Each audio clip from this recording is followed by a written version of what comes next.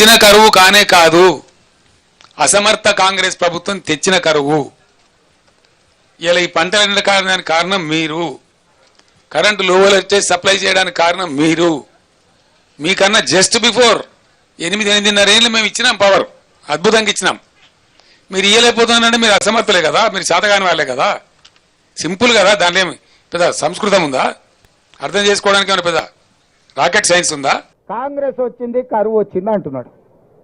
80,000 పుస్తకాలు చదివిన చంద్రశేఖరరావు వానాకాలం ఎప్పుడు వస్తుంది, చలికాలం ఎప్పుడు వస్తుందో నీకు తెలియకుండా పోయిందా? జూలై, ఆగస్టు, సెప్టెంబర్, అక్టోబర్ వానకాలం, నవంబరు, డిసెంబరు, జనవరి, ఫిబ్రవరి చలికాలం. కాంగ్రెస్ ఎప్పుడు అధికారంలోకి వచ్చింది? డిసెంబర్ 7 తారీఖు నాడు వచ్చింది. చలికాలంలో వానలు పడతాయా? సారగోలు వేసుకున్నప్పుడు వాన పడ్డట్టు అనిపిస్తే నాకు తెలియదు. మరి July, August, September, October, November, December 7 తారీఖు మేము ప్రమాణ స్వీకారం చేసే వరకు తమరే ముఖ్యమంత్రిగా ఉంటుంది, తమరి ప్రభుత్వమే అధికారంలో ఉండే.